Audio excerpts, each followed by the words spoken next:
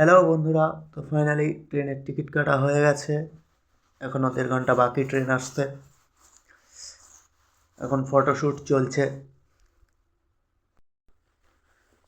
এই যে ট্রেনটা দেখতে পাচ্ছ, এটাতেই আমরা যাব আজাদ হিন্দ সুপার ফাস্ট। দেখা যাক কতটা ফাস্ট যায়। আমরা উঠে পড়েছি ট্রেনে। ট্রেনও আমাদেরকে নিয়ে ছোটা শুরু করে দিয়েছে, কিন্তু সমস্যা হলো আমাদের টিকিট জেনারেল কামরার, কিন্তু জেনারেল কামরায় প্রচণ্ড ভিড়ের কারণে আমাদের রিজার্ভেশন কামরায় উঠতে হয়েছে। আর তাছাড়া বাড়ি পৌঁছানোটাও আমাদের খুব এমার্জেন্সি দরকার। এখন কিছুই করার নেই, ফাইন দিতে হবে। এটা সকালের ভিউ। দেখো বন্ধুরা, ট্রেন ঠিকঠাক চললে আমরা এতক্ষণে হাওড়া পৌঁছে যাওয়ার কথা।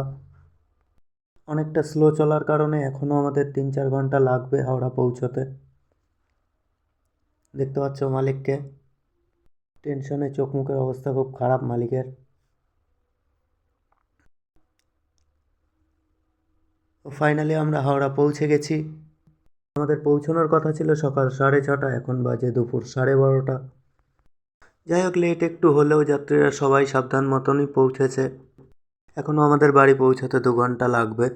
এই ছিল আজকের ভিডিও। দেখা হচ্ছে পরের ভিডিওতে। তখন সবাই সুস্থ থাকো, আনন্দে থাকো, যে যার নিজের কাজে ব্যস্ত থাকো। টাটা।